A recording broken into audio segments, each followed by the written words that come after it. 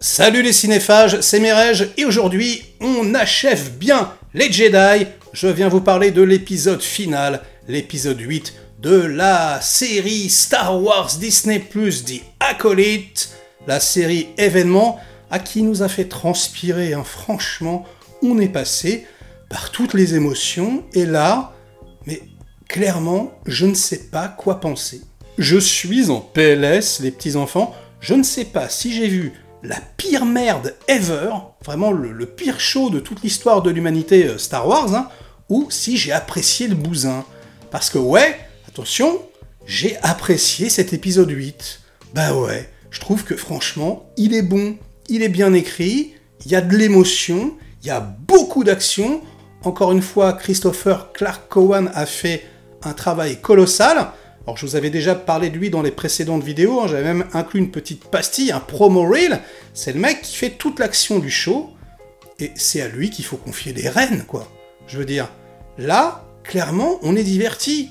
Ça commence avec une petite révélation sympathique, ensuite on a une poursuite en vaisseau qui est très très cool, franchement très original, c'est très beau, très bien shooté, direction artistique magnifique.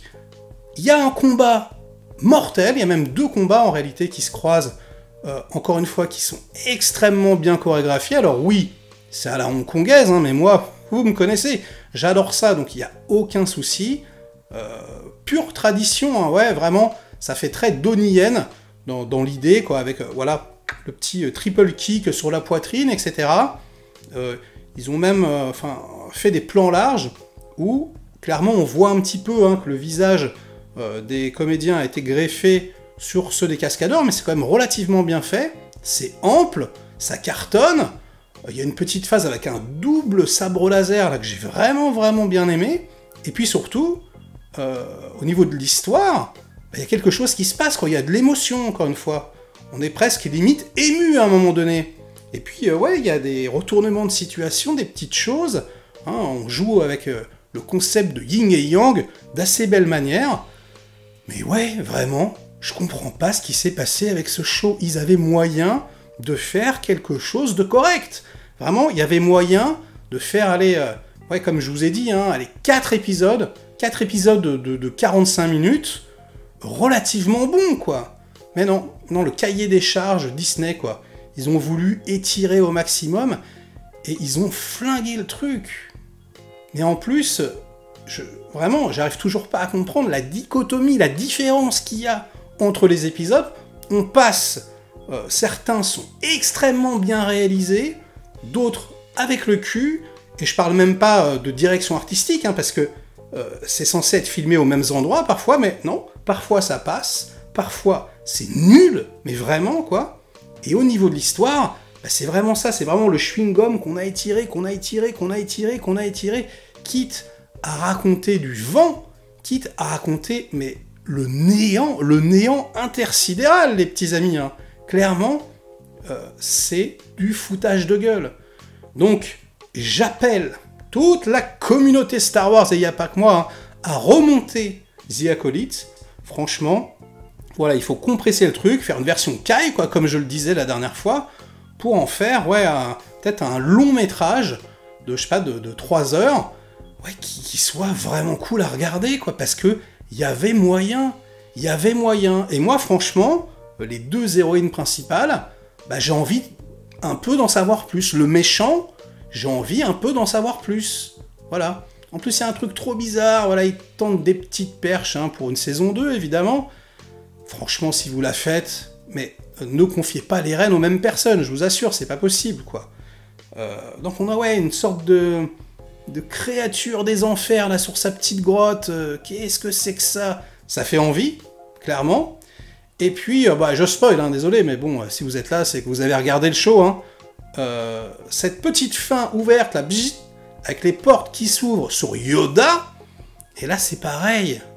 Parce que c'est vrai que le show, il est pas tendre avec les Jedi, hein. T'es là, tu dis, alors ok, il y en a qui savaient tout depuis le départ, ils ont étouffé la vérité, déjà rien que Sol et compagnie, ils se sont un peu voilés la face, ensuite, bah, tout le monde a menti, après, bah, c'est elle, hein, qui va mentir, peut-être donc qu'elle va raconter toute la vérité à Yoda, peut-être que C'est comme ça que Yoda apprend l'existence du pouvoir qui permet de contrôler la vie, etc.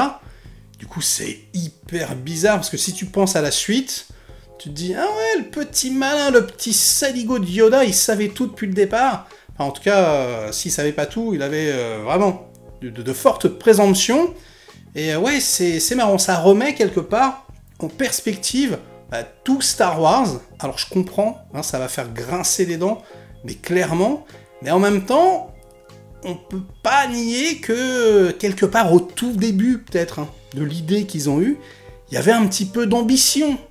Il y avait peut-être même l'idée de faire quelque chose d'original, d'essayer de pousser un petit peu les cloisons d'une saga qui, très sincèrement, tourne un petit peu en rond, on va pas se mentir. Et c'est clair que là, il y avait moyen. Il y avait moyen d'essayer de trouver quelque chose d'un peu original, mais malheureusement, c'est tellement écrit avec le derche que tout tombe à plat. Enfin, quasiment tout. Il y a quand même, au final, sur 8 épisodes, il y a 4 épisodes, c'est quand même la moitié.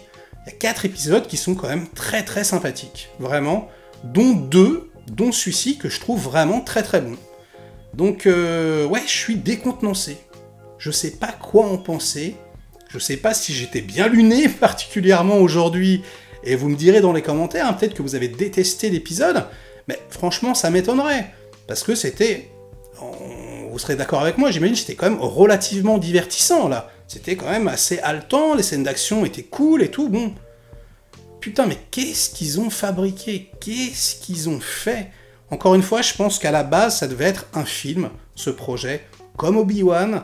Et ouais, ils ont voulu faire de la maille, ils ont voulu faire du clic, ils ont voulu faire plus d'épisodes par semaine, voilà, pour que, leur service de streaming tourne. Et du coup, ils se sont collés 2 grosses bastos dans les pieds, comme je disais, quoi. C'est juste dramatique, hein. Donc, on aura bien rigolé, quand même, hein, parce que c'est vrai que toutes les semaines, et ça m'arrive pas souvent de le faire, mais là, c'était quand même assez drôle, les réactions, les commentaires, et puis voilà, l'effet que la série soit en dents de scie, moi, ça m'a plu quelque part, parce que on ne savait jamais sur quoi on allait tomber, un petit peu à la Forrest Gump, quoi. Donc on s'est bien marré quand même. Est-ce que je le referai pour la saison 2 ? Peut-être. On verra, mais ça m'étonnerait. Hein. Là, je ne l'ai pas fait pour House of Dragon, par exemple, parce qu'au bout d'un moment, ça me fatigue. Je ferai juste une vidéo finale, je pense, hein, pour cette série. Mais là, bon, vous l'avez réclamé aussi un petit peu en même temps, donc je vous ai écouté. Mais c'est vrai que, waouh, quand on est passé par toutes les émotions, c'était quand même assez hallucinant. Donc, Kathleen Kennedy... on te fait des bisous, hein, on espère que c'était la dernière fois. Là, je viens de regarder Twister, le tout premier Twister, avant de regarder Twisters, le remake là, qui sort au cinéma, enfin la suite, et c'était produit par Kathleen Kennedy. Et je me suis dit, purée, à l'époque, elle savait produire, elle était avec tonton Spielberg, puis il faisait des trucs cool, quoi. Mais là, comme on dit, la vieillesse est un naufrage. On n'aurait jamais dû lui confier les rênes de la compagnie, et surtout... mais on devrait l'en dégager, là, manu militari, tout de suite, maintenant, il faut plus jamais qu'elle touche à quelque chose.